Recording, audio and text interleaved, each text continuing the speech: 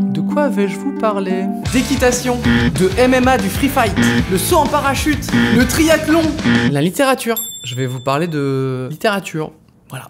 À l'heure où je vous parle, c'est l'été, et que font les gens l'été? Ils lisent un petit bouquin, voilà, au bord de l'eau, ou chez soi, ou en sortie, dans les transports, je ne sais pas, c'est comme ça. Et j'en fais aussi partie. J'adore lire des livres depuis que je suis ado, je pense. Plein de livres en tout genre. Je suis pas un grand spécialiste, hein, j'en lis pas non plus une centaine par an. Et j'aimerais bien en lire un peu plus, mais bon, il y a les jeux vidéo, donc il faut aussi trouver du temps pour les deux si tu veux. Et je me suis dit que ça pouvait être intéressant que je vous parle de livres qui m'ont particulièrement touché. J'espère que ça va vous plaire, que ça peut vous intéresser. Ce sera pas spécialement drôle, mais j'espère un petit peu intéressant. Êtes-vous prêts pour le top 10 des livres préférés de Cyprien?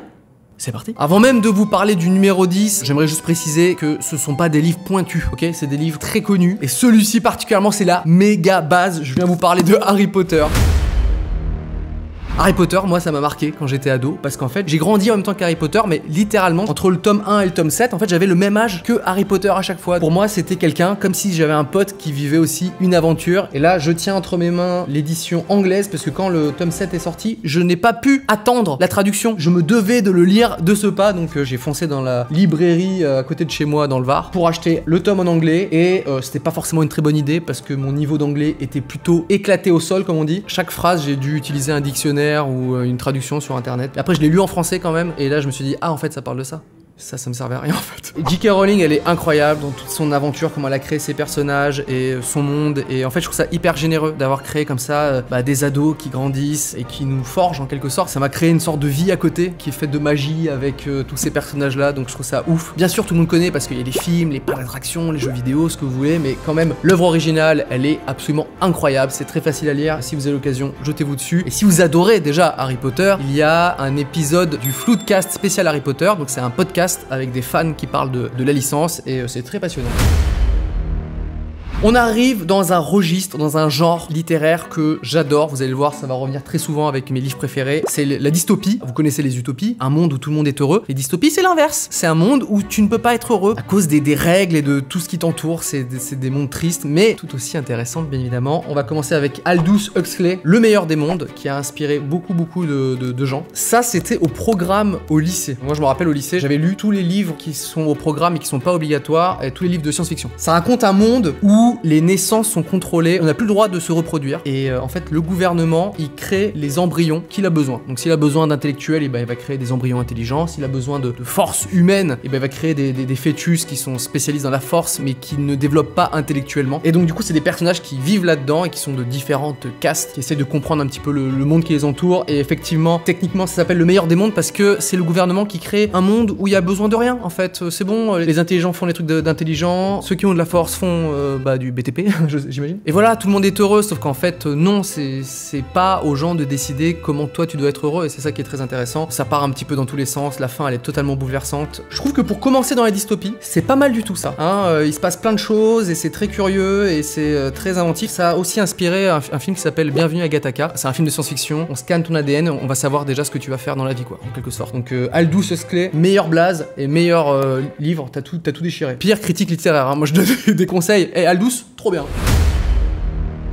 Êtes-vous prêts pour le retour de la méga base Sherlock Holmes de Sir Arthur Conan Doyle. Conan Doyle, il a sorti beaucoup de bouquins sur Sherlock Holmes. C'est l'enquêteur le plus connu de l'univers. Ça a inspiré tous les détectives privés d'aujourd'hui en fait. Le manga par exemple Conan, si ça se voit pas que c'est inspiré, il y a aussi eu des films et des séries sur Sherlock Holmes parce que c'est trop bien écrit, c'est malin. Quand tu lis ça, t'as l'impression d'être intelligent. Ça j'aime bien ça. Traduisez-le comme vous voulez. J'ai pris Le Chien des Baskerville parce que voilà, il a sorti 4 romans et ensuite des centaines et des centaines de nouvelles. Ça est sorti il y a plus de 100 ans et ça se lit comme du petit lait. Et son duo avec Watson, il y a un petit peu la logique, la raison et aussi l'humain, et ces deux personnages-là, ils incarnent tout ça. Je trouve ça trop fort, impossible d'être déçu. À la fin de sa vie, malheureusement, est un peu parti en vrille parce que, je vais vous lire juste un petit truc. De plus en plus attiré par l'occultisme, il prononce plus de 60 conférences en faveur du spiritisme et fonde une librairie à Londres uniquement consacrée au sujet. Malheureusement, d'une crédulité sans borne, il accorde sa caution au pire charlatan. Sir Arthur Conan Doyle meurt en 1930. Waouh! Ouais, il est parti dans des délires où il pensait pouvoir prouver la vie après la mort, et il y avait à l'époque une sorte de fake news sur le fait que les faits existent. Il y avait une photo et lui, il avait dit mais oui, regardez la photo, ça existe les faits, je vais vous le prouver. Il est parti totalement en vrille, mais ça enlève rien au génie de toutes ses œuvres. C'est tellement du vrai divertissement intéressant, intelligent. Voilà. On retourne dans les dystopies avec peut-être le dernier livre que j'ai lu. C'est Margaret Atwood, La Servante écarlate, que vous connaissez peut-être pour la série qui s'appelle The Handmaid's Tale. Ça a été adapté sur HBO, sur OCS en France, et la série est excellente. Et c'est ça qui m'a donné envie de lire le livre. En fait, j'ai vu 1 ou 2 épisodes et après je me suis dit ok, ça a l'air intéressant, c'est adapté, et j'ai pas du tout été déçu. Bien au contraire, c'est arrivé carrément dans mon top 10 tellement ça m'a bouleversé. Ça raconte un monde où plus personne n'arrive à faire d'enfants. Voilà, la fécondité est tombée à zéro et il y a un gouvernement qui se crée autour de ça et qui sélectionne les gens et qui les attribue à des tâches. Il y a des gens qui vont avoir du pouvoir, il y a des gens, ceux qui arrivent à féconder, notamment ce personnage qui s'appelle Defred, c'est ça? Le personnage de Defred qui du coup arrive à avoir des enfants et du coup elle est attribuée au rôle de servante, c'est-à-dire qu'en fait les gens qui ont du pouvoir ont le droit de la féconder, mais elle fait pas partie de la famille. Le mec a quand même une femme, etc. Elle est juste là pour procréer, et c'est très intéressant d'avoir créé une dystopie par le spectre de la fécondité de ces femmes-là et de leur vie aussi d'avant. C'est passionnant. La saison 1 de la série télé, c'est l'équivalent de ce tome-là. Voilà, donc si vous n'aimez pas lire, à la limite, l'histoire est tellement passionnante que vous pouvez regarder la série. Voilà. Je le dirai pas souvent ce genre de conseil, mais c'est quand même très bien exécuté. Mais les figures de style qu'utilise Margaret Atwood, c'est fabuleux. C'est sorti en 85, je crois, mais c'est juste bluffant. Restons dans les adaptations que tout le monde connaît. Alors là, ça, tu te le prends dans la gueule. Tu fais moins ton malin, hein. Je pense pouvoir assommer qui que ce soit avec ça. Tu connais Game of Thrones? Non, tu ne connais pas? Voilà, je vais vous parler du Trône de Fer. J'ai vu la première saison à l'époque, il y a 10 ans du coup, du Trône de Fer de Game of Thrones, et j'ai voulu ne pas attendre, j'ai pas pu attendre pour savoir la suite, et je suis tombé du coup là-dedans. George R.R. Martin, un auteur de fou qui arrive à créer des univers et des liens avec des personnages, et il y a du fantastique, il y a plein de choses, ça prend au trip, vraiment tu veux savoir la suite, et j'aime beaucoup l'idée de chaque chapitre et un personnage, donc soit c'est un nouveau personnage, soit c'est un personnage que tu connais bien, et il y a plein de rebondissements. Si vous connaissez la série, vous savez qu'il y a des têtes qui tombent à tire-larigot, ça c'est George R.R. Martin qui adore couper des têtes. Et ce qui est très marrant avec le Trône de Fer, bon déjà passionnant, impossible d'être déçu par ça, c'est que la série s'est terminée mais le dernier livre n'est pas encore sorti. Donc en fait tout le monde, moi compris, attend la fin en livre, et j'espère qu'elle va arriver un jour tout simplement. Et je la lirai quand même parce qu'il y a beaucoup de petites différences et de subtilités qu'il n'y a pas dans la série. La série est très bien, sauf la fin, bien évidemment je vous apprends rien. Le livre va beaucoup plus loin dans la psychologie et dans certains personnages, et aussi des histoires un petit peu parallèles qui sont pas pareilles exactement. Donc ça c'est vraiment 10 sur 10 et ça fait un petit peu les muscles, hein, si tu lis les intégrales comme ça. J'adore. Vous connaissez mon amour pour le Japon, et il y a une œuvre qui m'a vraiment marqué là-dedans. 1Q84 de Haruki Murakami. Ça, c'est absolument ouf. 1Q84, c'est 3 livres, ok? Ça se suit, c'est une histoire qui est grande comme ça. Ce mec-là écrit des histoires très étranges, très bizarres, avec des tueurs en série, avec des sectes, avec des trucs paranormaux. Mais c'est passionnant, et surtout, il raconte beaucoup de choses du Japon à travers ses histoires. Par exemple, là, ça parle notamment de sectes. En fait, ça fait écho à une tragédie qui s'est passée là-bas il y a des dizaines d'années, où c'est une secte qui a commis un attentat dans le métro à Tokyo, et ça a marqué beaucoup les gens, et du coup en fait il arrive à raconter ça aussi dans ce livre là. Il y a un contexte un petit peu bizarre, donc j'adore comprendre plus sur une culture ou une époque ou une manière de penser via des romans. Ça en fait partie. 1Q84, c'est excellent. Top 4 de mes livres préférés, Philippe K. Dick, Ubik. Qu'est-ce qu'il y a là-dedans? Oh là là. Vous voulez un ticket resto de 2011? Ça vous intéresse ou pas? Philippe K. Dick, donc c'est un auteur qui m'a passionné. Ses œuvres ont énormément influencé toute la science-fiction. Ubik, et je trouve encore plus particulier parce qu'en fait il y a toutes les thématiques très étranges de ces livres qui sont réunies en une seule histoire, qui parlent dans tous les sens. Je ne saurais même pas vous pitcher le truc tellement c'est étrange. Il va utiliser des thèmes comme forcément l'humanité, mais aussi le voyage dans le temps, la réalité, tout ça avec des personnages ouf. Si vous connaissez pas Philippe K. Dick, vous connaissez forcément ses œuvres. Il a fait, attention, Total Recall, qui a été adapté avec Schwarzenegger, Blade Runner, le plus grand film de science-fiction de tous les temps pour beaucoup de gens, Paycheck avec Ben Affleck, très mauvais film, mais très bon livre, The Man in the High Castle, qui a été adapté en série sur Amazon Prime. Bref, c'est un auteur qui a beaucoup marqué les gens, et Ubik n'a jamais été adapté parce que je pense que c'est inadaptable. C'est tellement fou que voilà, ça fait un livre absolument unique. J'ai lu un petit peu des bios sur Philippe K. Dick, beaucoup de consommation de psychotropes et de drogue dure, très étrange, et il était très paranoïaque. Voilà, il avait l'impression que tout le monde faisait des complots contre lui. Je pense que ça a beaucoup nourri ses histoires, malheureusement pour sa santé, mais bien heureusement pour ses histoires qui sont absolument incroyables. Ça, c'est ouf. Mais si je dois vous conseiller un autre livre de K. Dick, Est-ce que les androïdes rêvent de moutons mécaniques? Je crois que c'est ça le titre. Blade Runner, en anglais. Et l'histoire est assez différente du film. Et voilà, c'est ce genre de livre que j'adore. Ce top 3, il m'a tellement touché, c'est incroyable. Je vais vous parler de Isaac Asimov, qui est probablement l'auteur de SF le plus connu. Ce qui est très connu de lui, c'est le cycle des robots. Voilà, c'est plein de livres et de nouvelles qui parlent des robots, de comment ils agissent dans le futur. Et il a créé du coup ce qu'on appelle les lois d'Asimov aujourd'hui, qui sont des lois de robotique, qui sont utilisées énormément aujourd'hui par les ingénieurs qui créent des intelligences artificielles. Donc c'est dire à quel point il est assez visionnaire. Mais ce que je préfère moi, c'est Fondation. Je vais vous pitcher l'histoire et vous allez trouver ça ouf, si vous connaissez pas déjà. Ça se passe dans le Turfu. Les hommes ont fui la planète Terre. Ils vivent sur une sorte d'énorme planète faite de métal, qui sont construites avec des vaisseaux spatiaux, tout ça. Et là, il y a un chercheur qui arrive et qui dit, les gars, il y a un truc qui est chelou là. J'ai regardé les statistiques, on va droit dans le mur et ça va être la fin de la civilisation telle qu'on la connaît. Et les hommes sont partis pour 30 000 ans de dèche après que tout se soit effondré. Donc il y a le gouvernement qui découvre cette histoire et qui fait, mais comment ça, 30 000 ans de la dèche, c'est chiant quand même. Et le chercheur il fait, attendez les gars, vous inquiétez pas. Si vous me filez 3 fois rien, c'est-à-dire une planète et quelques chercheurs, moi les 30 000 ans de la dèche, je vous les transforme en 1000 ans.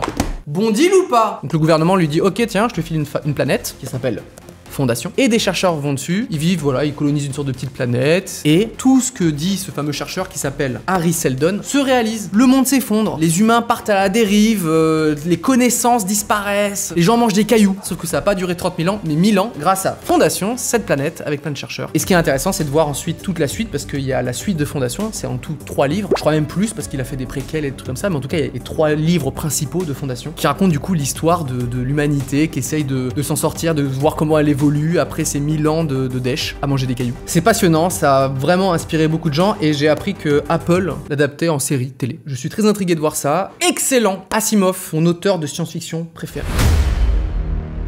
On arrive sur un auteur qui, pareil, m'a beaucoup marqué, Kafka. Alors, je voulais vous parler de son livre qui s'appelle Le Procès, mais je ne l'ai pas. Je l'ai perdu. Voilà, je sais pas où il est. Du coup, j'ai pris une nouvelle que j'avais dans ma bibliothèque qui s'appelle La Métamorphose, que j'avais adorée. Franz Kafka est connu pour un genre d'histoire qu'on appelle aujourd'hui kafkaïen. Son nom de famille est devenu un adjectif, c'est fou. Il crée des histoires où tu marches sur la tête. C'est-à-dire que tu te retrouves dans un engrenage que tu ne peux pas comprendre. T'en viens à te questionner si c'est les gens qui sont fous, si c'est toi qui es fou. Dans le procès, c'est l'histoire d'un procès, c'est un mec qui est accusé, mais il ne sait pas de quoi il est accusé, et il se retrouve dans un engrenage, dans un système, et il essaye de se défendre, mais il sait plus de quoi, et en fait, plus il essaye, plus ça s'enferme sur lui, c'est absolument dingue le procès. La Métamorphose, c'est aussi une nouvelle que moi j'avais adorée, c'est très simple, c'est un mec qui se transforme en scarabée, ou en insecte, on sait pas trop, c'est très étrange dit comme ça, mais le génie de Kafka, c'est qu'il écrit un mec qui, un matin, il se réveille, il arrive pas à se retourner sur le ventre, il est coincé sur le dos parce que, il est devenu un scarabée géant. Le premier truc qu'il se dit, c'est, merde, je vais être en retard au boulot. Voilà, tu te transformes en scarabée, t'es là, fait putain, merde encore, comment je vais être à l'heure, moi, ça fait chier. Et tous les personnages autour de l'intrigue sont là, genre, oh non, mais vas-y, il nous fout la honte, lui, à devenir un scarabée.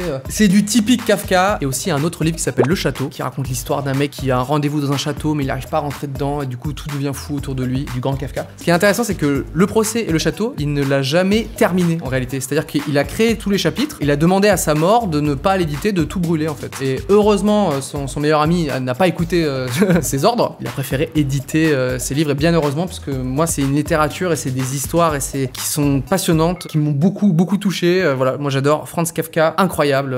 Là je vais vous parler de mon livre préféré et de mon auteur préféré. Vous avez compris, ça va être une dystopie.